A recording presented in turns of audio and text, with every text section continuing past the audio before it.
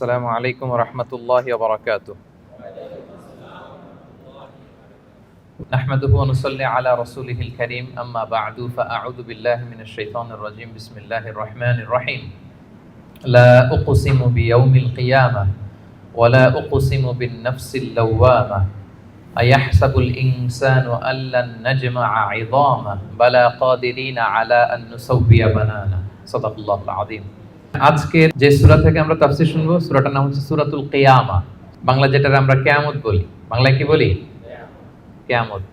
আল্লাহ তাআলা ওই নামে একটা সূরা ডেডিকেট করেছেন, সূরাটার নাম হচ্ছে সূরাতুল কিয়ামা।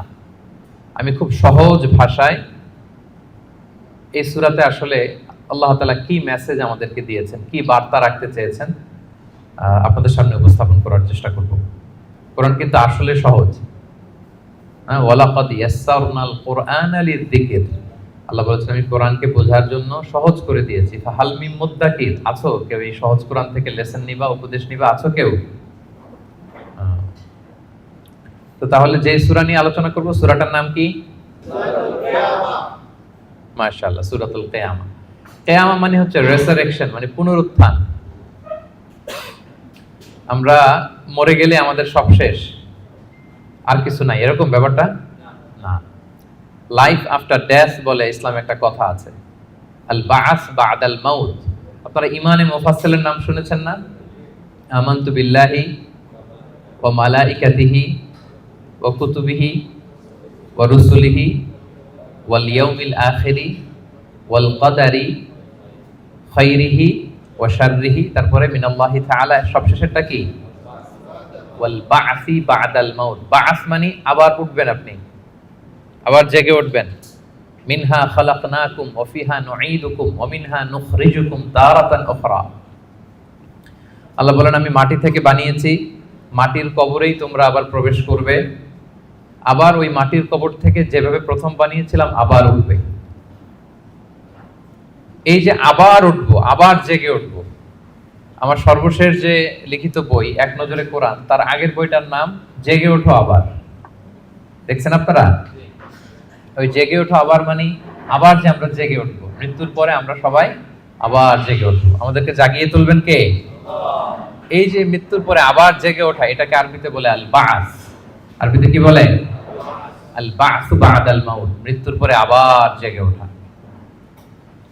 তো এই জেগে ওঠা, মৃত্যুর পরে মানুষ যে আবার জেগে উঠবে, আবার বেঁচে উঠবে, এইটা মক্কার কুরাইশরা মানতে পারতেছিল না। কারণ তারা দেখে যে প্রাচীন প্রাচীন কবরস্থানগুলোতে মানুষ মরে যাওয়ার পরে পচে গলে শেষ হয়ে যায়। ইভেন মানুষের যে স্কেলিটন থাকে, হাড়, এগুলো 10-15 বছর পরে মাটির সাথে মিশে গুঁড়ো হয়ে যায়। এই গুঁড়ো হয়ে যাওয়া জিনিস, যেটার কোনো অস্তিত্ব নাই, আবার কিভাবে কি করে ওঠে, এটা তাদের মাথায় আসতেছিল না।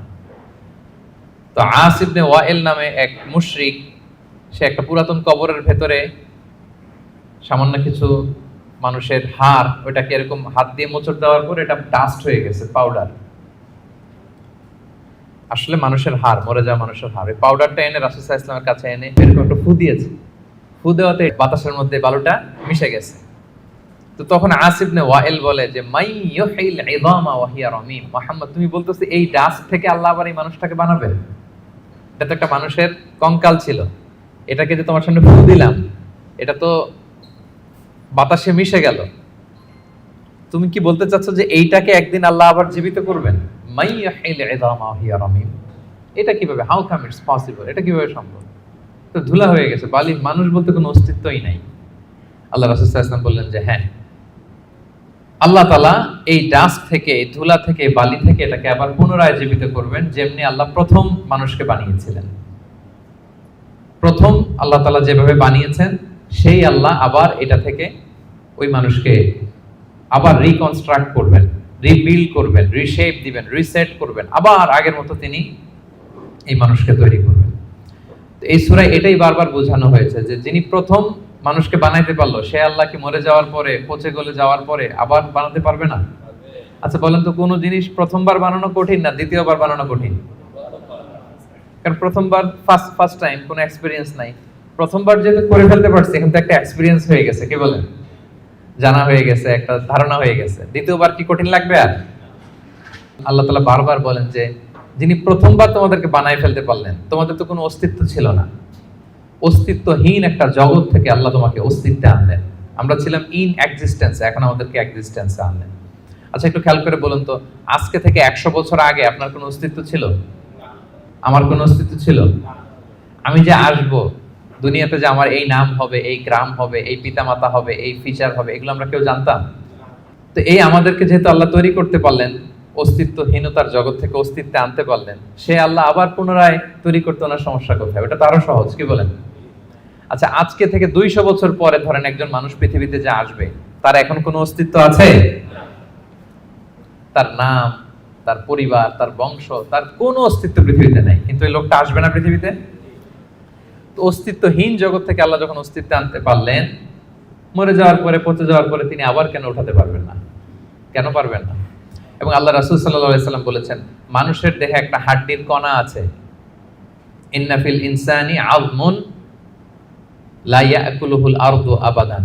একটা হাড্ডির কণা আছে যেটা কখনো মাটি বালু এটাকে খেতে পারে না, নষ্ট করতে পারে না। মিনহা ইউরাক্কাবুল খালকু ইয়াউমাল কিয়ামা, কিয়ামতের দিন এখান থেকেই মানুষের আবার পুনঃসৃষ্টি হবে। তো সাহাবারা বললেন, আইয়ু আযমিন ইয়া রাসূলুল্লাহ, এই হাড্ডিটার নাম কি? আল্লাহ রাসূল সাল্লাল্লাহু আলাইহি ওয়াসাল্লাম বললেন, আজবুল জানাব, মানে টেইল বোন। ডাক্তারি ভাষায় এটাকে বলে কক্সিক্স।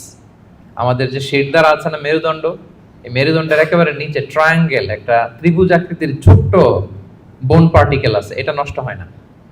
হিন্দুরা যে শ্মশানে লাশ পোড়ায়, সব পুড়ে যায়, ওইটা পুড়ে না। আমরা যে কবরস্থ করি, কবর মাটি সব খেয়ে ফেলতে পারে, কিন্তু ওই ছোট্ট হাড্ডি কণিকাটা নষ্ট হয় না। ইভেন মানুষের মৃত্যু তো অনেকভাবে হয়। বিমান দুর্ঘটনায় হলে জ্বলে ভস্ম হয়ে যায়, সাগরে জাহাজ ডুবি হলে মানুষ মরে, তিমি মাছের পেটে চলে যায়, তিমি ওইটাকে খেয়ে ডাইজেস্ট করে ফেলে, তার অস্তিত্বই থাকে না। কিন্তু ওই যে ছোট্ট কক্সিক্স টেইল বোন আজবুল জানাব, এটা নষ্ট হয় না। আল্লাহ বলেন, ওইটা থেকে কিয়ামতের দিন তোমাদেরকে আবার আমি পুনরায় সৃষ্টি করব। এইটাকে বলা হয় পুনরুত্থান, রেসারেকশন। পুরো সূরার মেইন কথা হচ্ছে এইটা। আপনাদের কাছে আগে ক্লিয়ার করে দিলাম যে ওরা যেহেতু বিশ্বাস করতে পারতেছিল না যে মানুষগুলো মরে যাওয়ার পরে 20 বছর 30 বছর পর কবরে তার অস্তিত্বই থাকে না, এই মানুষ আবার জীবিত হয় কি করে? আল্লাহ রাসূল সাল্লাল্লাহু আলাইহি ওয়াসাল্লাম বললেন যে না, এরাও জীবিত হবে। এবং আল্লাহ তাআলা এমন কথা বললেন যে তোমরা কি ভাবছো তোমাদের এই হাড় গোড়গুলো আমি রিঅ্যাসেম্বল করতে পারবো না? আরে তোমাদের the tips of your finger, তোমার আঙ্গুলের অগ্রভাগে যে এই যে কেমন আঁকি ঝুঁকি দেখা যায়, আঁকি বুকি দেখা যায়, এই যে যেটাকে আমরা আঙ্গুলের ছাপ বলি, ফিঙ্গারপ্রিন্ট, বাসমা, এইটাকে হুবহু আমি এক করে দিব। আল্লাহ বলেন, এখন যে ফিঙ্গারপ্রিন্ট নিয়ে দুনিয়াতে তোমরা আছো, ফিঙ্গারপ্রিন্ট চিনেন তো? এই যে ইমিগ্রেশন পার করে যে মালয়েশিয়াতে ঢুকছেন, কি করছিলেন? ফিঙ্গারপ্রিন্ট দিয়েছেন না? সিম কার্ড নিতে গেলে কি করতে হয়? এই যে মেট্রিক অথেন্টিকেশনের জন্য এটা দিতে হয়। এরপরে আপনার ক্রিমিনাল ইনভেস্টিগেশনের জন্য লাগে। আপনি কোন বাড়িতে ডাকাতি করছে, তো সে যে ডাকাত যে দরজা খুলছে ওইখানে তার এই ছাপ থেকে যায়, সে যা যা টাচ করে সব জায়গায় ছাপ থেকে যায়। ফরেনসিক রিপোর্টের জন্য এই ফিঙ্গারপ্রিন্ট লাগে। আল্লাহ বলে, এখন যে ফিঙ্গারপ্রিন্ট নিয়ে পৃথিবীতে ঘুরে বেড়াচ্ছ, মারা যাওয়ার পরে আবার যে পুনরায় জীবিত করব, একই ফিঙ্গারপ্রিন্ট নিয়ে দাঁড়াবো, ওইটা সহ আমি তোমাদেরকে তুলব। তোমরা ভাবতেছো শুধু হাড় গোড়, তোমার কঙ্কালটাকে আমি রিঅ্যাসেম্বল করতে পারবো না, তোমার ফিঙ্গারপ্রিন্ট সহ আমি সেদিন দাঁড় করাবো। পৃথিবীতে প্রায় বর্তমানে 800 কোটি মানুষের বসবাস। কত কোটি? এই 800 কোটি মানুষের একজনের হাতের ছাপের সাথে, আঙ্গুলের ছাপের সাথে আরেকজনের ছাপের কোনো মিল নাই। 800 কোটি মানুষ, আপনার এই আঙ্গুলের ছাপের সাথে এই আঙ্গুলের মিল নাই। 10টা আঙ্গুলের কোনো ছাপের সাথে অন্য আঙ্গুলের কোনো ছাপের মিল নাই। ইভেন একসাথে যে যমজ ভাই হয়, টুইন, তাদেরও একজনের ফিঙ্গারপ্রিন্টের সাথে আরেকজনের ফিঙ্গারপ্রিন্টের কোনো মিল হয় না। আল্লাহ বলে, ওইটা সহ কিয়ামতের দিন আমি তোমাদেরকে তুলব। তাহলে আল্লাহ যে আবার আমাদেরকে তুলতে পারবে, এটা কি আপনাদের বিশ্বাস হয়? নাকি এখনো একটু সন্দেহ আছে? সন্দেহ লাগে? সন্দেহের অবকাশ নাই প্রিয় ভাই এবং বোনেরা। এর কারণ, যিনি অস্তিত্বহীনতার জগৎ থেকে আমাদেরকে অস্তিত্বে আনতে পারলেন, তিনি অবশ্যই পুনরায় আমাদেরকে জীবিত করতে পারবেন। এটাই হচ্ছে সূরার মূল কথা। সূরার নাম কি যেন বলেছিলাম?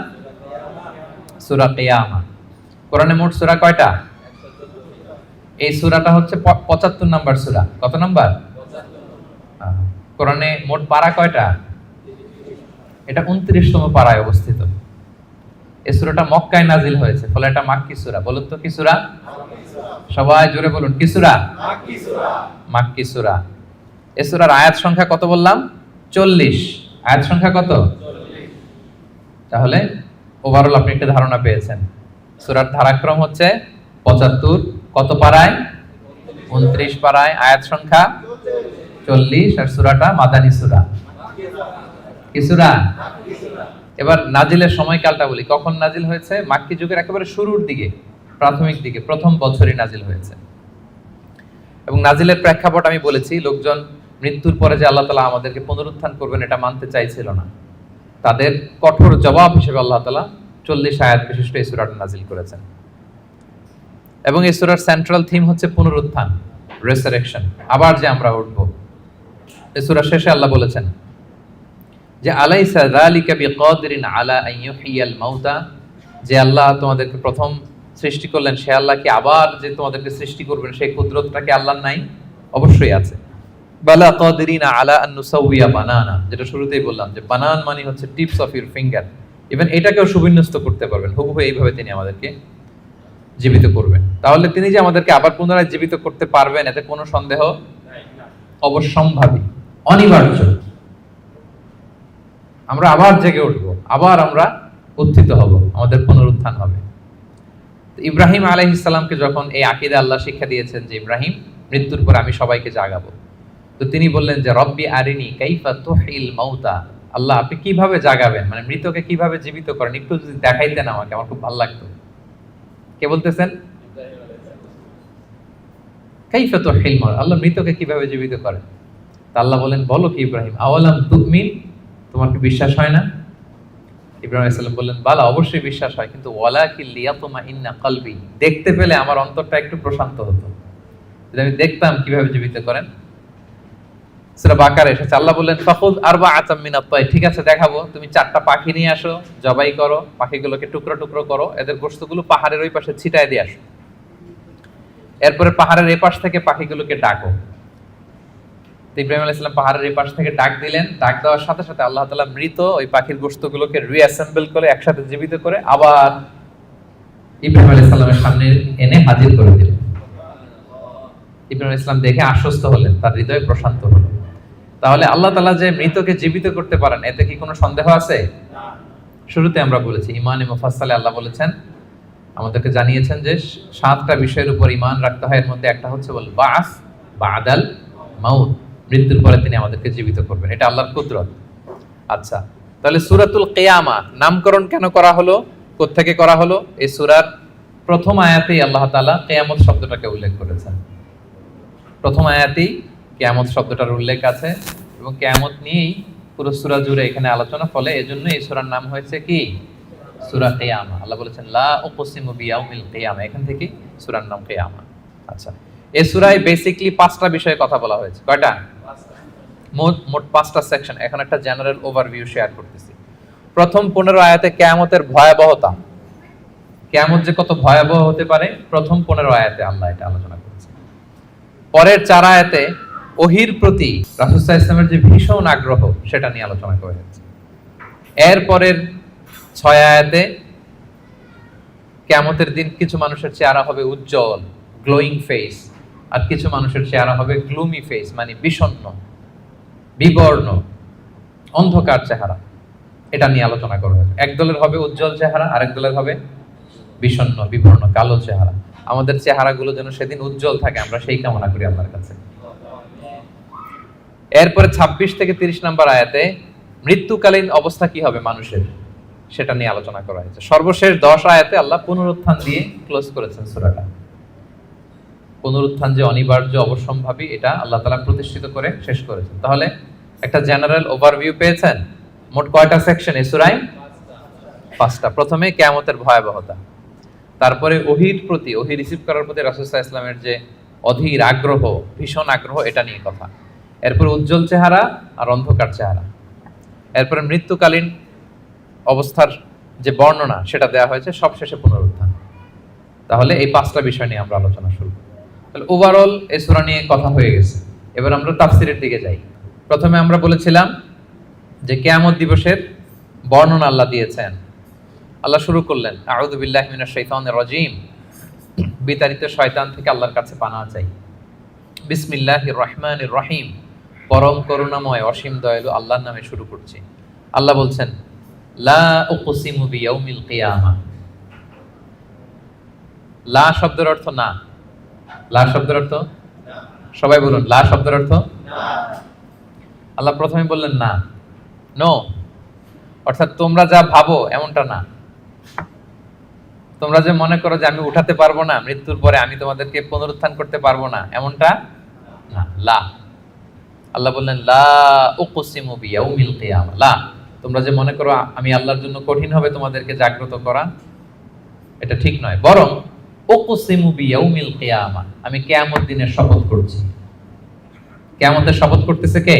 আল্লাহ। আচ্ছা, এরপরে আল্লাহ তাআলা আবার বললেন ওয়ালা উকসিমু বিন নাফসিল লাওয়ামা। আবার লা, লা মানে না। লা মানে কি? একটা দুটো শব্দ শিখে যান না আজকে। লা মানে কি? কোরআনে অনেক পাবেন এরকম লা। এই লা শব্দের অর্থ হচ্ছে না। আল্লাহ বলেন না, তোমরা যে ভ্রান্ত বিশ্বাসে আছো এটা ঠিক না। লা, বরং উকসিমু বিন নাফসিল লাওয়ামা, মানুষের যে নাফস মানুষকে তিরস্কার করে, আমি সেই নাফসের শপথ করছি। তাহলে দুইটা জিনিসের শপথ করলেন। এক হচ্ছে কিয়ামত দিবসের শপথ। কিসের শপথ? দুই হচ্ছে নাফসে লাওয়ামার শপথ, মানে যে নাফস মানুষ খারাপ কাজ করলে তিরস্কার করে। এই দুইটা শপথ করে এরপর একটা কথা বলবেন, গুরুত্বপূর্ণ কথা। আচ্ছা, ওই কথায় যাওয়ার আগে নাফসে লাওয়ামাটা কি এটা আমি আগে বলি। আমাদের যে নাফস, মানে আমাদের ভেতরে যে নাফস দিয়েছেন আল্লাহ তাআলা, এটার তিনটা ক্যাটাগরি হতে পারে। একটা হচ্ছে নাফস আম্মারা, একটা হচ্ছে নাফস লাওয়ামা, যে লাওয়ামার কথা এই আয়াতে বললাম, আরেকটা হচ্ছে নাফস মুতমাইন্না। তিনটার কথাই কোরআনে আছে। একটা হচ্ছে নাফস আম্মারা, ইন্নান নাফসা লাআম্মারাতুম বিসু ইল্লা মা রাহিমা রাব্বি। এই নাফসের ইন্সপিরেশন হচ্ছে শুধু খারাপ দিকে, মানুষকে খারাপ কাজে ইন্সপিরেশন করে, খারাপ দিকে হাতছানি দেয়। আরেকটা হচ্ছে এইটা নাফস লাওয়ামা, এ ভালোর কথাও বলে আবার খারাপের কথাও বলে, আবার খারাপ কাজ করলে তাকে তিরস্কারও করে, এটা থাকে মিডলে। আরেকটা হচ্ছে নাফসে মুতমাইন্না, প্রশান্ত আত্মা। যারা জান্নাতি তারা যখন ইন্তেকাল করবে তখন ফেরেশতারা এসে বলবে, ইয়া আইয়াতুহান নাফসুল মুতমাইন্না ইরজিই ইলা রাব্বিকি রাদিয়াতান মারদিয়া ফাদখুলি ফি ইবাদি ওয়াদখুলি জান্নাতি। মানে হে প্রশান্ত আত্মা, বের হয়ে আসো, বের হয়ে আসো আল্লাহর সন্তুষ্টির দিকে। তুমিও আল্লাহর প্রতি সন্তুষ্ট, তোমার রবও তোমার প্রতি সন্তুষ্ট। আল্লাহর জান্নাতে প্রবেশ করো, আমার বান্দাদের মধ্যে প্রবেশ করো, আমার জান্নাতে প্রবেশ করো। আল্লাহ তাআলা ফেরেশতাদের মাধ্যমে এই ঘোষণাটা দিবেন। মানুষের মৃত্যুর সময় দুইটা অবস্থা হয়। যারা জাহান্নামী হয় তাদের রূপ নেয়ার জন্য একদল ফেরেশতা আসে বিকট শব্দ করতে করতে, ভয়ঙ্কর তাদের চেহারা, ভয়ঙ্কর দুর্গন্ধ। তাদেরকে দেখলেই মানুষ ভয় পায়, ত্রাসে কাঁপতে থাকে। তারা এসে ধমক দিয়ে আত্মাটাকে বলতে থাকে যে, হে পাপাত্মা, আল্লাহর ক্রোধ, রাগ আর জাহান্নামের দিকে বের হয়ে আয়। তখন এই আত্মাটা বেরোতে চায় না, কাফেরদের আত্মা ছোটাছুটি করে, অস্থির হয়ে এদিক সেদিক, জোর করে আত্মাটাকে তারা নিয়ে যায়, নিয়ে সিজ্জিনে রাখে। আর যারা বিশ্বাসী, যারা আল্লাহওয়ালা, যারা ইমানদার, তাদের জন্য কাফনুন মিন আকফানিল জান্নাত, জান্নাত থেকে সাদা ধবধবে শুভ্র কাপড়ের একটা কাফন নিয়ে আসে ফেরেশতারা। হানুত মিন হানুতিল জান্নাত, জান্নাতের পেয়ালা যেখানে সুগন্ধি থাকে, এগুলো নিয়ে আসে। এসে খুবই আন্তরিকভাবে আত্মাটাকে আহ্বান করে যে, হে পবিত্র আত্মা, আল্লাহর সন্তুষ্টির দিকে তুমি বের হয়ে আসো। বলতে দেরি ওই আত্মা স্মুথলি বের হয়ে যায়। প্রিয় বন্ধুরা, এই দিনটার মুখোমুখি কিন্তু আমরা হতে যাচ্ছি। কি বলেন? একদিন আমাদের দেহ থেকেও তো আমাদের এই আত্মা বের হবে। আমরা যেন ওই শ্রেণীর অন্তর্ভুক্ত হতে পারি যাদের জন্য জান্নাত থেকে শুভ্র কাফন আনা হবে। আল্লাহুম্মা আমিন। স্মুথলি বের হয়ে আসে। তাহলে তিনটা নাফস, নাফস আম্মারা খারাপ দিকে টেম্পটেশন করে, নাফস লাওয়ামা ভালো খারাপ দুইটাই করে, তবে খারাপ করলে তাকে নিন্দা করে, আর হচ্ছে নাফস মুতমাইন্না, প্রশান্ত ইমানদার যে নাফস, শুধু ভালো কাজে মানুষকে আহ্বান করে। আমরা ওই নাফস পেতে চাই। কি বলেন? আপনি নেক কাজ, ভালো কাজ, কল্যাণমূলক কাজ যত বেশি করবেন, ধাপে ধাপে আপনার নাফসটা নাফস আম্মারা থেকে, লাওয়ামা থেকে নাফসে মুতমাইন্না হবে। কি হবে? নাফসে মুতমাইন্না। তাহলে দুইটা কসম করে আল্লাহ বললেন, আয়াহসাবুল ইনসানু আল্লান নাজমা ইদামা, মানুষ কি মনে করেছে তাদের দেহের হাড় গোড়গুলোকে আমি অ্যাসেম্বল করতে পারবো না? এটা ভাবতেছে তারা, যে তারা মরে গেলে তার দেহ পচে যায়, তার তার শুধু কঙ্কাল সারটা থাকে, শুধু দেহের হাড্ডি হাড়গোড় থাকে, এটাকে আমি জোড়া লাগাতে পারবো না, এটা ভাবতেছেন? এটা মানুষের ধারণা? আল্লাহ বলেন বালা, অবশ্যই পারবো। কাদিরিনা আলা আন নুসাউইয়া বানানা, তার দেহের হাড়, অস্থি, মজ্জা এগুলো সব তো আমি রিঅ্যাসেম্বল করব। এমনকি তার টিপস অফ হিজ ফিঙ্গার, তার আঙ্গুলের যে অগ্রভাগ, ফিঙ্গারপ্রিন্ট, এটাকেও আমি সুবিন্যস্ত করব। এটাকেও আল্লাহ তাআলা সেদিন কি করবেন? সুবিন্যস্ত করবেন। আমি আলোচনার শুরুতেই বলেছি যে আমাদের কারো ফিঙ্গারপ্রিন্টের সাথে অন্য কারো ফিঙ্গারপ্রিন্ট মিলে না। আল্লাহ তাআলা প্রত্যেকের এই ইউনিক ফিঙ্গারপ্রিন্ট গুলো সহ তাদেরকে কিয়ামতের দিন উঠাবেন, বাঁচার কোনো উপায় নেই, আল্লাহ তাআলা উঠাবেনই। এক লোক, বনি ইসরাইলের সময় এক লোক তার ছেলে মেয়েদেরকে, হাদিসে এসেছে, বলেছিল যে আমি এত পাপ করেছি, আমি মারা যাওয়ার পরে আমার বডিটা আগুন দিয়ে তোমরা জ্বালায় ভস্ম করে দিবা, এরপর যে ছাই হবে এই ছাই, কিছু ছাই সাগরে নিক্ষিপ্ত করবা আর কিছু ছাই তোমরা বাতাসের মধ্যে ছিটাই দিবা, যাতে আল্লাহ আমারে আর জোড়া লাগাতে না পারে। বুদ্ধি দেখছেন? তার ধারণা যে আমি এত পাপ করেছি, এমন শাস্তি আল্লাহ তাআলা শাস্তির মুখোমুখি আমাকে করবেন। কৌশল হিসেবে সে বলল, মৃত্যুর পরে আমাকে জ্বালিয়ে দিবা, আমার লাশের যে ছাই এটা কিছু সাগরে কিছু বাতাসে দিয়ে দিবা। ছেলেরাও তাই করছে, মারা যাওয়ার পরে বাবার লাশ পোড়ায় ছাই কিছু সাগরে ছিটাই দিয়ে আসছে, কিছু বাতাসে ভাসায় দিয়ে আসছে। তো এখন এই লোকটা তার আল্লাহ জীবিত করতে পারবে না, কি বলেন? কি এবার একটু সন্দেহ তৈরি হয়েছে নাকি? পারবে? বালা কাদিরিনা আলা আন নুসাউইয়া বানানা, যে আল্লাহ ফিঙ্গারপ্রিন্ট সহ নিয়ে আসবেন, তিনি পারবেন না? পারবেন। এবং কিয়ামতের দিন তার সাথে কি ঘটবে সেটাও সহিহ মুসলিমে আসছে। আল্লাহ তাআলা তাকে আবার জীবন দিবেন। এবার তো বেচারা ধরা খেয়ে গেছে, তাকে তো আল্লাহ ঠিকই আবার জীবন দিলেন। এবার আল্লাহ বলবেন, আচ্ছা তুমি এই কাজটা কেন করছিলা? মা হামালাকা আলা হাযা, এরকম ইউনিক ফন্দি বুদ্ধি আটছো কেন? লাশ পোড়ায় তোমার লাশ কিছু সাগরে দিবে ছাই, কিছু দিবে বাতাসে ভাসায় কেন? বলতেছে ইয়া রাব্বি মাখাফাতুক, আপনার ভয়, আপনার ভয়ে আমি এই কাজ করেছি। তো তার ওই করুণ রেসপন্সটা আল্লাহর কাছে এত ভালো লাগলো যে আল্লাহ আপনার ভয়ে, যে আপনি যে আমাকে শাস্তির মুখোমুখি করবেন, আপনার ভয়ে আমি এই বুদ্ধি করেছি। তার এই করুণ আর্তনাদের কারণে আল্লাহ তাআলা তাকে ক্ষমা করে জান্নাতবাসী করে দেবেন। তাহলে কোনোভাবেই এটা থেকে বাঁচার কোনো উপায় নাই। তিনি আমাদেরকে, আমরা যেভাবেই মারা যাই, যেখানে আমাদের অবস্থান থাকুক না কেন, তিনি আমাদেরকে কি করবেন? পুনরুজ্জীবন দান করবেন। তাহলে আল্লাহ তাআলা বললেন বালা কাদিরিনা আলা আন নুসাউইয়া বানানা, তোমাদের যে ফিঙ্গারপ্রিন্ট এগুলোকে আমি একত্রিত করব। তাহলে এটা মনে রাখবেন যে ফিঙ্গারপ্রিন্টের কথা আল্লাহ তাআলা এই সূরা কিয়ামতে বলেছেন। কোন সূরায় বলেছেন? ফিঙ্গারপ্রিন্টের কথা বলেছেন। 1892 সালে আমরা প্রথম জানতে পারি, পৃথিবীবাসী একজন সায়েন্টিস্ট, ফ্রান্সিস গ্যালটন তার নাম, সে প্রথম এটা বৈজ্ঞানিকভাবে আবিষ্কার করে যে মানুষের এখানে যে কিছু আঁকিঝুঁকি আছে এগুলো একটার সাথে আরেকটা মিলে না। ফলে যেটা বললাম, বায়োমেট্রিক অথেন্টিকেশনের জন্য, ফরেনসিক রিপোর্টের জন্য বা ক্রিমিনাল ইনভেস্টিগেশনের জন্য তারা বৈজ্ঞানিকভাবে 1892 সালে এটা পৃথিবীতে এটা নিয়ে কাজ করা শুরু করছে। আর 1500 বছর আগে আল্লাহর কোরআনের ভেতরে এই ফিঙ্গারপ্রিন্ট, আঙ্গুলের ছাপের ব্যাপারে আমাদেরকে জানিয়ে দিয়েছেন কে? 1500 বছর আগে তিনি জানিয়ে দিয়েছেন যে বালা কাদিরিনা আলা আন নুসাউইয়া বানানা, তোমাদের আঙ্গুলের ফিঙ্গারপ্রিন্ট গুলোকে আমি আল্লাহ একত্রিত করব। আল্লাহু আকবার। এরপর আল্লাহ তাআলা বললেন বাল ইউরিদুল ইনসানু লিয়াফজুরা আমামা, এগুলো যেন মানুষ পাপ করে, ভবিষ্যতে সে পাপ করতে চায়, তার মধ্যে অন্যায় প্রবণতা আছে। এবং আল্লাহ রাসূল সাল্লাল্লাহু আলাইহি সাল্লামকে ঠাট্টা করে তারা জিজ্ঞেস করতো ইয়াসআলু আইয়ানা ইয়াউমুল কিয়ামা, হে মুহাম্মদ তুমি যে বারবার বলো কিয়ামত কিয়ামত, কবে হবে এটা? কবে? ইয়াসআলু আইয়ানা ইয়াউমুল কিয়ামা, কবে হবে? কিয়ামতের ডেট জানার যে খুব আগ্রহ, এই জন্য না, ঠাট্টা করে বলে। কি করে? তুমি যে বলতেছো কিয়ামত হবে, কবে হবে? সাহাবারাও জিজ্ঞেস করতেন, কিন্তু ঠাট্টা করে জিজ্ঞেস করতেন না, ওনারা প্রস্তুতি হিসেবে জিজ্ঞেস করতেন। এক সাহাবী বলেন ইয়া রাসূলুল্লাহ মাতা সাআ, হে নবী কিয়ামত কবে হবে? আল্লাহ রাসূল সাল্লাল্লাহু আলাইহি ওয়াসাল্লাম বলেন ওয়া মাযা আ'দাদতা লিস-সাআ, কিয়ামতের জন্য তোমার প্রস্তুতি কি? তুমি এত কিয়ামত কবে হবে জানার জন্য উদ্গ্রীব হলে? তিনি বললেন আমার কোনো প্রস্তুতি নাই, ইল্লা আন্নী উহিব্বুল্লাহ ওয়া রাসূলা, আমি আল্লাহ এবং আল্লাহর রাসূলকে ভালোবাসি, এটাই আমার প্রস্তুতি।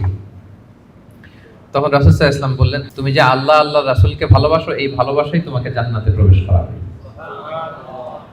আবার রাসূল সাল্লাল্লাহু আলাইহি ওয়াসাল্লাম বললেন, তুমি যাদেরকে ভালোবাসো তাদের সাথেই আল্লাহর জান্নাতে থাকবে। আনতা মা'a মান আহবাবতা, তুমি যাদেরকে ভালোবাসো তাদের সাথেই থাকবে, মানে নবীকে ভালোবাসো তো নবীর সাথেই আল্লাহর জান্নাতে তুমি বসবাস করবে। তো তারা টিটকারি করে বলতো, ইয়াসআলু আইয়ানা ইয়াউমুল কিয়ামা, কবে হবে কিয়ামত? এবার রাসূল সাল্লাল্লাহু আলাইহি ওয়াসাল্লাম কিয়ামতের বর্ণনা দিচ্ছেন যে কিয়ামত যখন হবে, ফাইদা বারিকাল বাসার, আতঙ্কে মানুষের চোখ ধাঁধিয়ে যাবে কিয়ামতের সময়। কিয়ামতের একটা ফিচার শোনেন, কিয়ামত এমন সময় হুট করে হবে, কেউ থাকবে বাজারে, কেউ মাঠে, কেউ ঘাটে, কেউ অফিসে, কেউ রান্নাঘরে, কেউ ওয়াশরুমে, কেউ স্কুলে, কেউ কলেজে, কেউ বিজনেস মিটিং এ। যখন কিয়ামতের বিভীষিকা শুরু হবে, ফাইদা বারিকাল বাসার, মানুষের চোখ ছানা বড়া হয়ে যাবে, চোখ ধাঁধিয়ে যাবে কিয়ামতের আতঙ্কে। ওয়া খাসাফাল কমার, চাঁদ এটা আলোহীন হয়ে যাবে, নিষ্ক্রিয় হয়ে যাবে। ওয়া জুমিআ আশ-শামসু ওয়াল কমার, চাঁদ সূর্য একটার সাথে একটা ধাক্কা লেগে মেসাকার হয়ে যাবে। কিয়ামতের বর্ণনা। ইয়াকুলুল ইনসানু আইনাল মাফার, সেদিন মানুষ বলবে পালাবার জায়গা কোথায়, পালাবো কোথায়? আইনাল মাফার, সেদিন পালানোর কোনো জায়গা আছে বলেন তো? আল্লাহ বলছেন, ইয়াউমা তারাউনাহা তাযহালু কুল্লু মুরদিআতিন আম্মা আরদাআত ওয়া তাদউ কুল্লু যাতি হামলিন হামলাহা। কিয়ামতের অবস্থা এমন হবে যে কিয়ামতের বিভীষিকা যখন শুরু হবে, দুগ্ধপোষ্য বাচ্চাকে রেখে, বাচ্চাকে ফেলে দিয়ে মা দৌড়ে পালাবে। ব্রেস্ট ফিডিং মাদার যারা আছে, মানে যেই মা বাচ্চাকে দুধ খাওয়ায়, দেখবেন যে ওই বাচ্চাকে চোখের আড়াল করতে চায় না, কাছে কাছে রাখে না। কিন্তু কিয়ামতের বিভীষিকা এত ভয়ঙ্কর হবে, ওই মা দুধের বাচ্চাটাকে রেখে পালাবে। ওয়া তাদউ কুল্লু যাতি হামলিন হামলাহা, যত প্রেগন্যান্ট নারী আছে, 2 মাসের কনসিভ, 5 মাসের, 6 মাসের, 7 মাসের, half form baby, full form baby, মুহূর্তেই সব ডেলিভারি হয়ে যাবে ভয়ের চোটে। ওয়া তারান নাসা সুকারা ওয়া মা হুম বিসুকারা ওয়ালাকিন্না আযাবাল্লাহি শাদীদ, মানুষগুলো পাগলের মতো দৌড়াবে, পাহাড়গুলো তুলার মতো বিক্ষিপ্ত পতঙ্গের মতো নিক্ষিপ্ত হতে থাকবে, ছুটতে থাকবে। মানুষরা বলবে আইনাল মাফার, কই পালাবো? আল্লাহ বলেন খাল্লা লা ওয়াজার, সেদিন কোনো ঠাঁই নাই কারো, কোথাও পালানোর জায়গা নাই। ইলা রাব্বিকা ইয়াউমা ইযিনিল মুস্তাকার, সেদিন ঠাঁই দিতে পারবে শুধু একজন, তিনি কে? কিয়ামতের দিন আল্লাহর সুশীতল আরশের নিচে 7 শ্রেণীর ব্যক্তিকে আল্লাহ তাআলা ছায়া দিবেন। যেদিন আল্লাহর সুশীতল আরশের ঠান্ডা ছায়া ছাড়া ওই দিন আর কোনো ছায়া থাকবে। আমরা যেন ওই 7 শ্রেণীর অন্তর্ভুক্ত হতে পারি। আল্লাহ আমাদের তৌফিক দান করুক, আমরা পড়ি আমিন। আমার একটা লেকচার আছে, আল্লাহর সুশীতল আরশের নিচে ছায়া পাবে যে 7 শ্রেণীর ব্যক্তি, আপনারা শুনে নেবেন। তো আল্লাহ তাআলা বলছেন সেদিন আল্লাহর আশ্রয় ছাড়া কোনো আশ্রয় নেই। ইউনাব্বাউল ইনসানু ইয়াউমা ইযিন বিমা কদ্দামা ওয়া আখার, সেদিন মানুষকে তার আমলনামা দেয়া হবে। আমলনামা মানুষ সব দেখবে, যা করে এসেছিল তাও দেখবে এবং দুনিয়াতে যা রেখে এসেছে তাও দেখবে। আমাদের ভালো কাজের ধারা দুইটা, একটা হচ্ছে এই যে এখন একটা ভালো কাজ করতেছি, সওয়াব চলে যাচ্ছে, তাই না? দান করলাম, আমলনামায় যুক্ত হচ্ছে, সালাত পড়লাম, আমলনামায় যুক্ত হচ্ছে। তো মারা যাওয়ার পরে ওগুলো তো আমি আগেই পাঠাই দিলাম। আরেকটা হচ্ছে মারা যাওয়ার পরেও কিছু আমলনামা জারি থাকে, আপনি কিছু সাদাকায়ে জারিয়া করেছেন, চলমান সাদাকা, বা ভালো কাজের আদেশ দিয়েছেন, কোন একটা ভালো কাজ করার ব্যাপারে মানুষকে উদ্বুদ্ধ করেছেন। আপনি দুনিয়াতে নাই, কিন্তু আপনার কথা শুনে ইন্সপায়ার্ড হয়ে যারা ভালো কাজ করেছে তার একটা পার্সেন্টেজ সওয়াব কিয়ামত পর্যন্ত, এটা যদি দুনিয়াতে জারি থাকে, আপনার এই আমলনামাও জারি থাকবে। আল্লাহ আপনার আমলনামায় কি করবেন? ওটা ঢুকাতে থাকবেন, সাদাকায়ে জারিয়া। অনুরূপভাবে গুনাহে জারিয়াও আছে, এটা দুই ধরনের, একটা সাদাকায়ে জারিয়া আর একটা গুনাহে জারিয়া। এমন পাপ কাজ আপনি শিখাইছেন জগৎবাসীকে, তারা আপনি চলে যাওয়ার পরে ওই পাপ কাজ করতেছে, তাইলে ওই পাপের একটা পার্সেন্টেজ আপনার আমলনামায় যুক্ত হয়ে যাবে। তো আমলনামা আল্লাহ তাআলা দিবেন আমাদেরকে, ঠিক আছে, এবং দিয়ে বলবেন ইকরা কিতাবাকা কাফা বিনাফসিকা আল-ইয়াউমা আলাইকা হাসিবা, পড়ো তোমার আমলনামা তুমি পড়ো। যদিও আমরা প্রত্যেকে আমাদের নিজেদের ব্যাপারে ভালো জানি, আমাদের কার কি অবস্থা জানি না। আমি যদি পাপ করি, জুলুম করি, অন্যায় করি, খারাপ কাজ করি, সমাজে যে লোকটা করে তার নিজের একটা জানা আছে না, জানাশোনা আছে না নিজের ব্যাপারে? তার যে কি হইতে যাচ্ছে কিয়ামতের দিন, তার তো একটা হিসাব আছে, কি বলেন? আর যে খুব আল্লাহওয়ালা, নামাজি, মুত্তাকি, নেককার, তার একটা হিসাব আছে না? তার তো একটা হিসাব আছে, ইনশাআল্লাহ আমি আমার সব ভালো কাজের প্রতিদানগুলো জমা হচ্ছে আমার, আমি আল্লাহর কাছে পাই টু পাই, বুঝে বুঝে পাবো এর রিওয়ার্ড, এর প্রতিদান। তো আল্লাহ বলবেন বালিল ইনসানু আলা নাফসিহি বাসীরা, মানুষ নিজেই তার ব্যাপারে ভালো করে জানে, যদিও আমলনামা দেয়া হবে কিন্তু প্রত্যেকেই তার ব্যাপারে ভালো করে জানে। এইভাবে এই প্রথম 15 আয়াতে আল্লাহ তাআলা কিয়ামতের বিভীষিকাময় পরিস্থিতির কথা তুলে ধরলেন। 5টা সেকশনের প্রথম সেকশন, বড় সেকশনটা আমরা কভার করলাম। সবার কাছে ক্লিয়ার হয়েছে তো? আচ্ছা, দ্বিতীয় সেকশনে কি বলছিলাম, যে ওহীর প্রতি রাসূল সাল্লাল্লাহু আলাইহি ওয়াসাল্লামের ভীষণ আগ্রহ ফুটিয়ে তোলা হয়েছে 4টা আয়াতে। তো এই আয়াতগুলো যখন নাজিল হচ্ছিল, রাসূল সাল্লাল্লাহু আলাইহি ওয়াসাল্লাম সাথে সাথে পড়তেছিলেন। জিবরাইল আলাইহিস সালাম যখন নাজিল করে উনিও পড়তে আরম্ভ করেন। কেন? উনি ভাবতেছেন যদি ভুলে যাই। কোন ভাবনা থেকে? যদি ভুলে যাই, সাথে সাথে মুখস্থ করতেছেন। তো আল্লাহ তাআলা আয়াত নাজিল করলেন যে নবী, যখন আমি কোরআনের আয়াত নাজিল করি সাথে সাথে আপনি তড়িঘড়ি করে আয়াত্ত করবার জন্য পড়া শুরু করবেন না। আপনি শান্ত থাকুন, নীরব থাকুন, কেবল ঠায় তাকিয়ে থাকুন আর শুনুন। মুখস্থ করায় দেওয়ার দায়িত্ব আমি আল্লাহ নিয়ে নিলাম। কোরআনের একটি শব্দ, একটি অক্ষর আপনি ভুলবেন না, সবগুলোই আমি আল্লাহ নিজ কুদরতে আপনাকে মুখস্থ করাই দেব। এবং রাসূল সাল্লাল্লাহু আলাইহি ওয়াসাল্লাম মুখস্থ করেছেন, ঠিক কিনা বলেন তো? পৃথিবীর সর্বপ্রথম কোরআনের হাফেজ কে ছিল বলেন? মুহাম্মদ রাসূলুল্লাহ সাল্লাল্লাহু আলাইহি ওয়াসাল্লাম।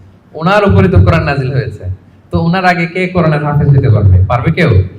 তিনি ছিলেন প্রথম হাফেজ। তো ওনাকে আল্লাহ তাআলা স্বয়ং নিজ দায়িত্বে মুখস্থ করে দিয়েছেন।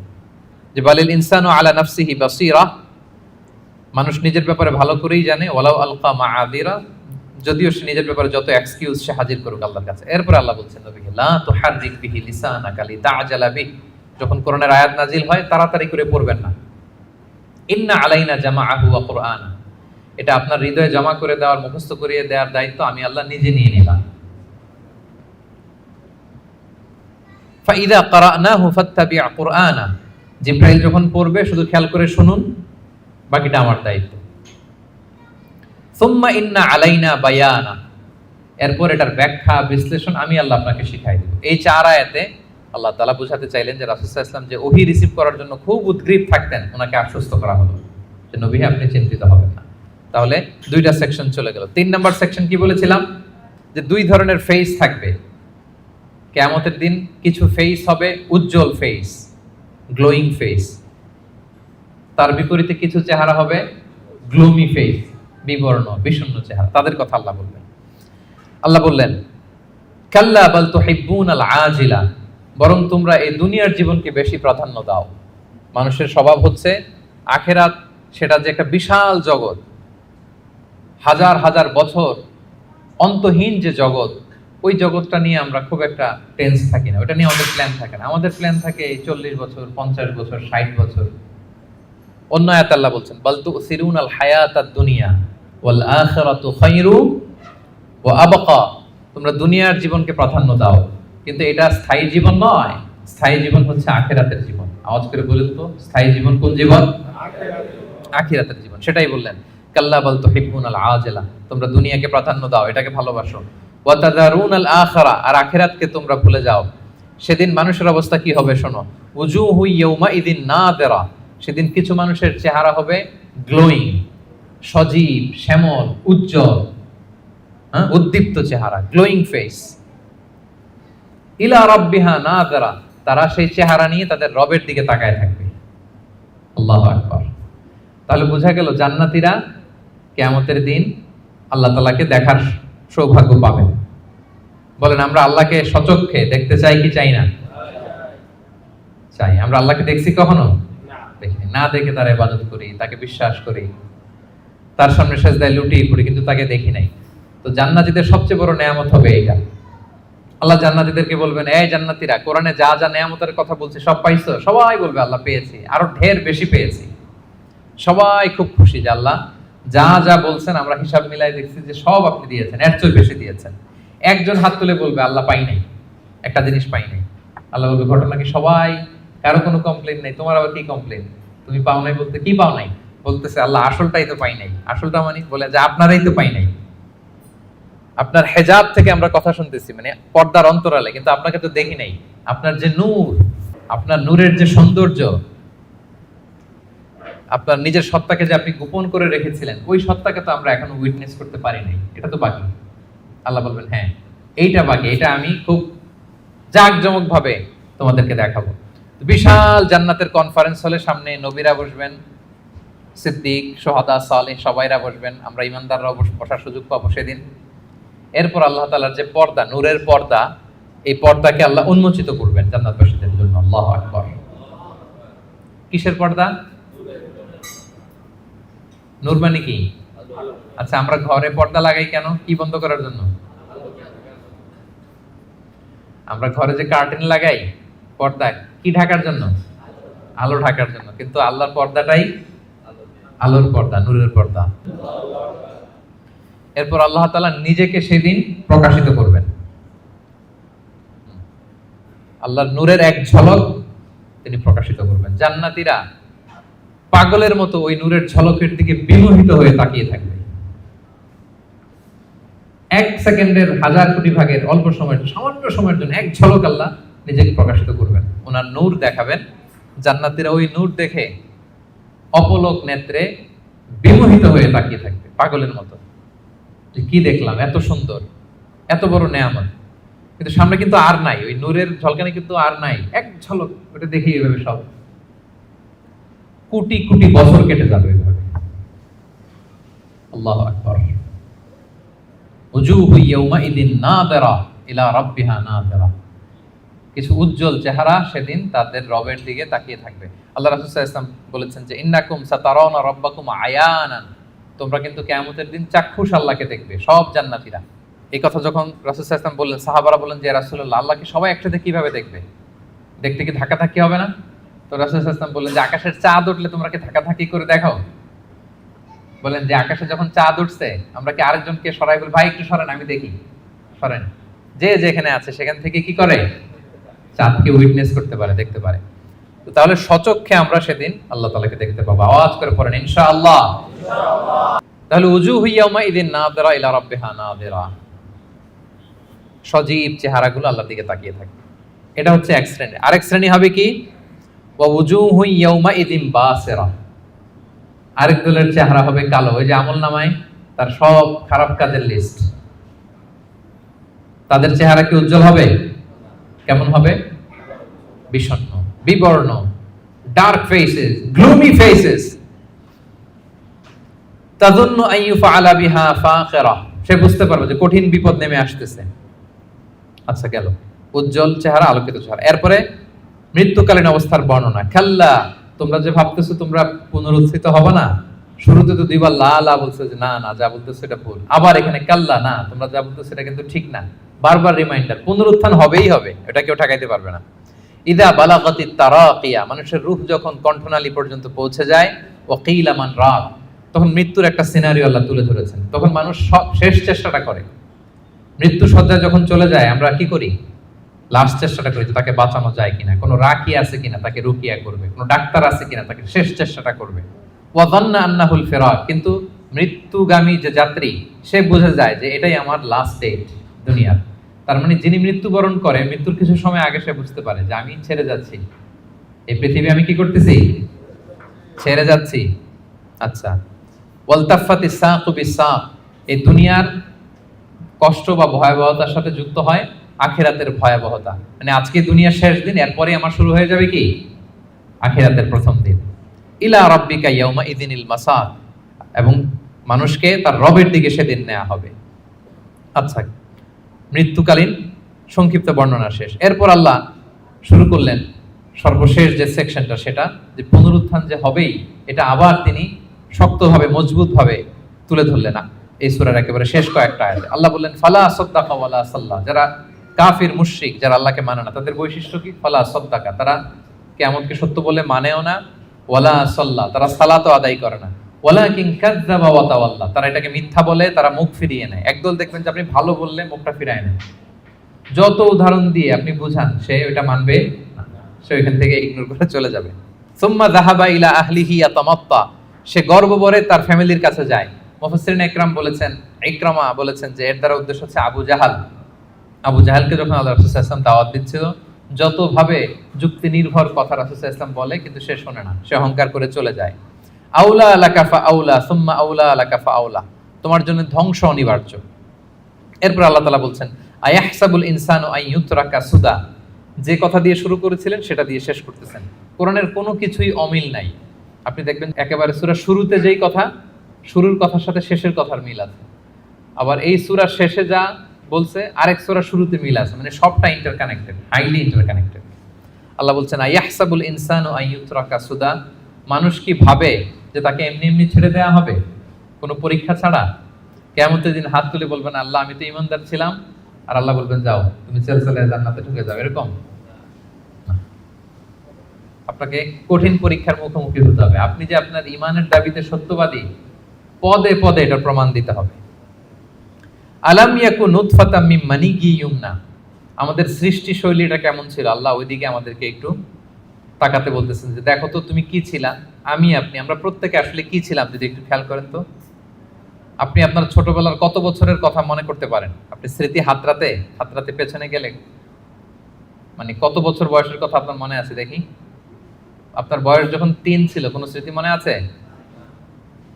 4, 5 কিছু? 5 বছর বয়সে আমরা স্কুলে ভর্তি হই, তো তার আগের কিছু ঘটনা আমাদের খেয়াল থাকে। কিন্তু 3 বছরের কোনো ঘটনা খেয়াল আছে? থাকতে পারে, কারো হয়তো থাকতে পারে, কিন্তু অধিকাংশই থাকে না। আচ্ছা তার পিছনে যদি যান 2 বছর বয়সের, 1 বছর, আপনারই তো জীবন ওইটা, তো আপনার কিছুই তো খেয়াল নাই। আমারই তো জীবন, আমার পহেলা বছর, আমার দ্বিতীয় বছর, তৃতীয় বছর কি ছিল আমার খেয়ালই নেই। আচ্ছা তার আগে যদি যান 6 মাস বয়স, মায়ের বুকের দুধ খেয়ে যে বেঁচেছিলাম, কিছু মনে পড়ে? আচ্ছা তার আগে মায়ের পেটের 9 মাস একটা অন্ধকার জগতে যে ছিলাম, দেখেন তো স্মৃতি হাতরাতে কিছু পান কিনা? হ্যাঁ, ধোঁয়াশা, কিছুই মনে পড়ে না। আল্লাহ বলে একটু তাকাও তুমি কই ছিলা। আলাম ইয়াকু নুতফা, তুমি কি একটা সামান্য স্পার্ম ড্রপ ছিল না, শুক্রাণু? মিন মানিয়্যিন ইউমনা, যেটা তোমার বাবার পৃষ্ঠদেশ থেকে তোমার মায়ের গর্ভের মধ্যে তুমি নিক্ষিপ্ত হয়েছিলে। বাবার পৃষ্ঠদেশ থেকে মায়ের গর্ভে তোমাকে আমি নিয়েছিলাম। ছোট্ট একটা মানে অনুবীক্ষণ যন্ত্র ছাড়া দেখা যায় না এই শুক্রাণু। এটা ছিলাম আমি, এটা ছিলেন আপনি, আপনার অস্তিত্ব তো এইটা, আমার অস্তিত্ব তো এইটা। তো আল্লাহ একটু ফিরে নিতেছে যে দেখো কিভাবে তোমার ক্রিয়েশন মেকানিজমটা, কিভাবে অস্তিত্বহীনতা থেকে, বাবার পিঠ থেকে মায়ের গর্ভে তুমি ছিলে একটা স্পার্ম ড্রপ, একটা ছোট্ট শুক্রাণু। সুম্মা কানা আলাকা, এরপরে তুমি হলা একটা আলাকা, জোকের মতো, জোক যেটা মায়ের জরায়ুর দেয়ালে লেগেছিল। আপনারা যারা এমব্রয়োলজি নিয়ে কিছু পড়াশোনা করছেন বা জানেন, অথবা আপনি সার্চ দিলেও দেখবেন যে আমাদের জন্মের আগে, জন্মের শুরুর দিকটা আমাদের কেমন ছিল। দেখবেন যে ছোট্ট ওই যে বর্ষাকালে পানির মধ্যে ব্যাং যখন বাচ্চা দেয়, ব্যাঙগাছি দেখেছেন? শত শত কালো কালো ছোট, এরকম ছোট ছিলাম আমরা। আমার মায়ের জরায়ুর দেয়ালের মধ্যে আমরা ছিলাম। ব্লাড ক্লট, এটার পরে আল্লাহ বানালেন লিটল ফ্ল্যাশ, একটা ছোট্ট গোশতের টুকরা। হ্যাঁ, সেখানে আল্লাহ আমাদের স্কেলিটন দিলেন, এই যে আমাদের কঙ্কাল, আমাদের স্কাল দিলেন। হ্যাঁ, আমাদের নার্ভ সিস্টেম চালু করলেন, আমাদের হেয়ারিং সিস্টেম চালু করলেন, আমাদের এই যে হার্ট প্রথম পাম্প করলো, হ্যাঁ, সিস্টোলিক ডায়াস্টোলিক অলিন্দ নিলয় শুরু হলো। এই যে আপনি একটা হিউম্যান বেবি হিসেবে আত্মপ্রকাশ করলেন মায়ের পেটে। এই অন্ধকার মায়ের পেটের ভেতরে 3টা প্যাকেট ছিল ওখানে, যুলুমাতুন সালাস, এর ভেতরে আপনাকে তৈরি করেছে কে? স্মৃতি হাতে তো কিছু পাই না, এই জন্য আল্লাহ স্মরণ করাই দিচ্ছে যে তোমার তো আর খেয়াল থাকবে না, আমি যে এত বিশাল বিশাল কাজ করছি, একটু শুনে নাও। যে বাবার পিঠ থেকে মায়ের গর্ভে গিয়েছিলে, 40 দিন ছিল এই শুক্রাণু, হাদিসে এসছে। তারপরের 40 দিন ছিল আলাকা, ব্লাড ক্লট। তারপরের 40 দিন ছিল লিটল ফ্ল্যাশ, ছোট্ট একটা গোশতের টুকরা। এরপর এক ফেরেশতা এসে তোমার মধ্যে রূহের ফুৎকার দিয়েছে। এরপরে এই যে সিস্টোলিক ডায়াস্টোলিক শুরু হয়েছে। আপনি যে প্রাণ ফিরে পেয়েছেন, একটা ফুল ফর্ম বেবি হচ্ছেন, এইভাবে আমি তোমাকে দুনিয়াতে এনেছি। এগুলো কেন বলতেছে জানেন? আল্লাহ বুঝাইতে চাইছে যে আল্লাহ এইভাবে করতে পারে, সে আল্লাহ মরে যাওয়ার পরে, পচে যাওয়ার পরে, গলে যাওয়ার পরে, 1000 বছর পরে সে আল্লাহকে তোমাদেরকে উঠাতে পারে না? এটাকে বলে পুনরুত্থান, বল বাস বাদাল মাউত। ফাখালাকা ফাসাওয়া, সৃষ্টি করলেন, সুবিন্যস্ত করলেন। ফাজআলা মিনহু যাওজাইনি যাকারা ওয়াল উনসা, এরপর আল্লাহ জোড়া সৃষ্টি করলেন। তোমাদের কাউকে বানালেন নারী, কাউকে বানালেন পুরুষ। এরপরে আল্লাহ একটা প্রশ্ন ছুড়ে দিয়ে শেষ করলেন, আলাইসা যালিকা বিকাদিরিন আলা আইয়ুহিয়াল মাউতা, যে আল্লাহ এত কিছু করতে পারলেন, সে আল্লাহকে মৃতকে জীবিত করতে সক্ষম নন? বলেন তিনি কি সক্ষম নন? রাসূল সাল্লাল্লাহু আলাইহি ওয়াসাল্লাম যখন এই সূরাটা শেষ করতেন তিনি বলতেন বালা বালা ইয়া রাব্বানা, অবশ্যই হে আল্লাহ, অবশ্যই আপনি আমাদেরকে পুনরায় জীবিত করতে সক্ষম। তাহলে এই 40টা আয়াতের মধ্য দিয়ে বেসিক্যালি আল্লাহ তাআলা তিনি যে আমাদেরকে আবার পুনরায় জীবিত করতে সক্ষম এটা তিনি আমাদেরকে শিখিয়েছেন। তাহলে মারা যাওয়ার পরে আমরা যে আবার উঠবো এই বিশ্বাসটাকে আজকে একটু মজবুত হয়েছে নাকি না আগের মতোই? আলোচনা শোনার আগে যে অবস্থায় ছিলেন, আলোচনাটা শোনার পরে কি বল বাস বাদাল মাউত, মৃত্যুর পরে যে আবার পুনরায় জীবিত হবে এই বিশ্বাসটা আরেকটু মজবুত হয়েছে আপনাদের? সম্মানিত বন্ধুরা, এই সূরার মূল কথা হচ্ছে পুনরুত্থান, যে আল্লাহ তাআলা আমাদেরকে আবার জীবিত করবেন। আমাদের বিশাল এক জগৎ পড়ে আছে মৃত্যুর পরে, অনন্তকালের জগৎ, লাইফ আফটার ডেথ। আমাদের এই জীবনের ব্যস্ততা, আমাদের ফ্যামিলি, আমাদের সন্তান, আমাদের ব্যবসা, আমাদের ক্যারিয়ার, আমাদের নানা মোহের জালে আমরা এমন ভাবে আটকে আছি, ওই বিশাল জগতের কোনো প্ল্যানিংই নেই। ধরেন যে আপনি 2 মাস পরে দেশে যাবেন, একটা প্ল্যান থাকে না, টিকিট করো, এই করো, শপিং করো, এটা করো, দেশে আসতেছি, এই করতে, কত প্ল্যান। মাত্র 1 মাসের সফর। আর মৃত্যুর পরের সফরটা কত দিনের বলেন? অনন্তকালের সফর নিয়ে আমাদের কোনো প্ল্যানই নেই। আল্লাহ তাআলা এই জন্য বারবার মাক্কি সূরাগুলোর নানাভাবে তিনি বুঝাতে চেয়েছেন যে মৃত্যুর পরে তুমি জীবিত হবা এবং তোমার কাছের লোক যারা তাদেরকে আবার পাবা। তোমার বাবা দাদা কাউকে আমি হারাই নাই চিরকালের জন্য, তারা জান্নাতি হলে আমরা এক জান্নাতে একসাথে থাকবো ইনশাআল্লাহ। আওয়াজ করে পড়ুন ইনশাআল্লাহ। তাহলে সংক্ষেপে যদি বলি এই সূরা থেকে কি শিখলাম? 1 নাম্বার হচ্ছে আমাদের আত্মাগুলোর অনেক ইন্সপিরেশন আছে। আম্মারা খারাপ দিকে ইন্সপায়ার করে, লাওয়ামা মিডল, আর একটা হচ্ছে মুতমাইন্না। আমরা কোন নাফস চাই বলেন? নাফসে মুতমাইন্না, যে আত্মা আল্লাহর উপর সন্তুষ্ট এবং আল্লাহ যে আত্মার উপর সন্তুষ্ট, যাদেরকে আল্লাহ সিজ্জিনে পাঠাবেন না কবু, তিনি ইল্লিনে পাঠাবেন। আমাদের আত্মাগুলো কোথায় যাবে? ইল্লিনে যাবে।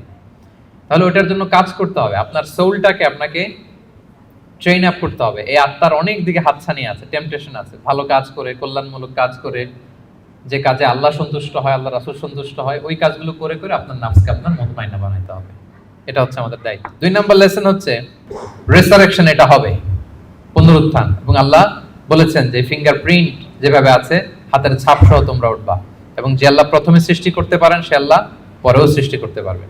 3 নাম্বার হচ্ছে আমাদের থিংকিংটা শর্ট টার্ম থিংকিং থেকে লং টার্ম থিংকিং বানাইতে হবে। কাল্লা বাল তুহিব্বুনাল আজিলা, আল্লাহ সূরায় বলেছেন যে তোমরা দুনিয়া নিয়ে ব্যস্ত থাকো। আমাদের আসলে সব এনগেজমেন্ট, ব্যস্ততা কি নিয়ে বলেন তো? আখিরাত আমাদের প্ল্যানে নাই। মৃত্যু নিয়ে আমাদের প্ল্যান আছে? যেহেতু আমি তো অনেক প্ল্যান করে রাখছি মৃত্যু নিয়ে, আমি একদিন মারা যাব, আমার কাফনের কাপড় আনা হবে, আত্মীয় স্বজনরা কিছু কান্নাকাটি করবে, মসজিদের মাইকে অ্যানাউন্স করা হবে অমুক এলাকার নিবাসী অমুক ভাই দুনিয়াতে নাই, ইন্না লিল্লাহি ওয়া ইন্না ইলাইহি রাজিউন, আজকে বাদ আসর অমুক মাঠে তার জানাজা। এগুলো ভাবেন? এগুলো নিয়ে প্ল্যানে আছে আপনার? এরপর আত্মীয় স্বজনরা গুড বাই জানানোর জন্য লাস্ট বিদায় দিতে আসবে, আপনাকে গোসল দিয়ে সাদা কাফনে মুড়িয়ে ওই অন্ধকার কবরে রেখে আসবে, ঘুটঘুটে অন্ধকার। এই অন্ধকার যেন আর শেষ হতে চায় না। এরপর কিছুদিন কান্নাকাটি করবে, ঠিকই আবার দুনিয়া আগের মতোই চলবে। আপনার রেখে যাওয়া সম্পদ কে কতদূর পাবে, ভাগ বটোয়ারা নিয়ে মিটিং বসবে। দুনিয়াতে শীত শেষে গ্রীষ্ম আসবে, দিন শেষে রাত আসবে, সব চলবে, থাকবেন না শুধু আপনি, থাকবেন না, আমি থাকবো না, আমিহীন দুনিয়া ঠিক চলবে আগের মতো। এগুলো ভাবেন? এগুলো ভাবার সুযোগ হয় আমাদের? কবরের 3টা প্রশ্নের মুখোমুখি হওয়া, এই রূহটা নিয়ে যে ইল্লিনে রাখা হবে, কিয়ামত, পুলসিরাত, জান্নাত, আল্লাহর সাথে সাক্ষাৎ, এগুলো ভাবার তো সময়ই নাই আমাদের। এত ব্যস্ত, হ্যাঁ? আপনার তো বেশিরভাগ ব্যবসায়ী, হ্যাঁ, এত বলেন যে হুজুর ইনভেস্টমেন্টের খোঁজ খবর নিতেই তো, এখানে ইনভেস্টমেন্ট, ওইখানে ইনভেস্টমেন্ট, এখানে ব্যবসা, দেশে ব্যবসা, এগুলো সামলাতেই তো কাহিল। আল্লাহ বলেন কাল্লা বাল তুহিব্বুনাল আজিলা, তোমরা দুনিয়া নিয়ে টু মাচ এনগেজড, ওয়া তাযারুনাল আখিরা, এক অনন্তকালের বিশাল পথ যে পাড়ি দিতে হবে ভুলেই যাও তোমরা, বরং আখিরাতকে আমাদের প্রাধান্য দিতে হবে। মুমিন জীবন দুনিয়া কেন্দ্রিক না আখিরাত কেন্দ্রিক বলেন? করব সব এখানে, কিন্তু প্ল্যান আখিরাত, যে ওইখানে কি কাজে লাগবে, ওইখানে যেন জিতে যাই, শেষ হাসিটা যেন ওখানে হাসতে পারি। এটা হচ্ছে মুমিনের বৈশিষ্ট্য। 4 নাম্বার হচ্ছে গ্লোয়িং ফেস, গ্লুমি ফেস। বলেন আপনার চেহারা সেদিন কিরকম হোক আপনি চান? গ্লোয়িং ফেস চান? হ্যাঁ, তাহলে 5 ওয়াক্ত সালাত পড়তে হবে, কোরআন পড়তে হবে, যাকাত আদায় করতে হবে। 5 নম্বরে মৃত্যুর যে ওই সময়টা, ওইটা আমাদের জন্য fix. The most certain thing in our life is death, and the most uncertain matter in our life is the time of death. মৃত্যু হবে এটা আমরা জানি, কবে হবে জানি, সেদিনের জন্য যেন প্রস্তুত থাকি। লাইফ ইজ এ টেস্ট, জীবনে পরীক্ষা থাকবে, এমনি এমনি আল্লাহ ছেড়ে দিবে না, আমার ইমানের পরীক্ষা দিয়ে আমাকে উত্তীর্ণ হতে হবে। 7 নম্বরে হিউম্যান শুডন্ট বি অ্যারোগেন্ট, মানুষের অহংকারী হওয়া সাজে না। কারণ আল্লাহ আমাদের সৃষ্টির দিকে একটু তাকাতে বলছে, তোমার যে এত অহংকার, এত ক্ষমতার দাপট, তুমি পাওয়ারফুল এলাকায়, তোমার দাপটে কেউ কথা বলতে পারে না। তুমি কি ছিলা বলো তো? 3 বছর আগে কি হয়েছিল, তোমার বয়স যখন 3, মনেই করতে পারো না। মায়ের পেটে কি ছিলা, তার আগে কি ছিলা? ছোট্ট একটা তুচ্ছ পানির ফোঁটা থেকে আল্লাহ আমাদেরকে বানিয়েছেন। ওই মানুষ কখনো অহংকার করতে পারে না। সব শেষ কথা হচ্ছে রেসারেকশন ইজ এ মাস্ট, আমরা আবার জীবিত হব। মৃত্যুর মধ্য দিয়ে আমাদের সব শেষ হয়ে যাবে না, বরং বল বাস বাদাল মাউত, মৃত্যুর পরে আবার আমরা পুনরুত্থিত হব এবং আল্লাহর সেই ট্রাইব্যুনালে আমাদেরকে দাঁড়াতে হবে। সেদিন যদি আমাদের ভালো কাজের মধ্য দিয়ে আল্লাহর কাছে আমরা নিজেদের ঈমানকে প্রমাণিত করতে পারি, তাহলে শেষ হাসিটা আমরাই হাসবো ইনশাআল্লাহ। আমরা এখানে যেমনি একত্রিত হলাম, মৃত্যুর পরে আবার জীবিত হয়ে বিচার দিবস শেষে আল্লাহর জান্নাতুল ফেরদাউসের ভিতরেও যেন আমরা এভাবে একত্রিত থাকতে পারি। আল্লাহ আমাদের সবাইকে তৌফিক দান করুন, আমিন। আজকে থেকে আপনার প্ল্যানের ভিতরে ব্যবসা বাণিজ্য, ইনভেস্টমেন্টের পাশাপাশি কিছুটা সময় লাইফ আফটার ডেথ, মৃত্যুর পরের জীবন নিয়ে আমরা রাখবো তো নাকি? ইনশাআল্লাহ। মৃত্যু, কিয়ামত, পুনরুজ্জীবন, আখিরাতের জীবন নিয়ে আমাদের ভাবনা, চিন্তা, প্ল্যান এটা রাখতে হবে। এটাই মুমিন জীবনের বৈশিষ্ট্য। আল্লাহ তাআলা আমাদের সবাইকে কথাগুলো বোঝার, আমল করার তৌফিক দান করুন।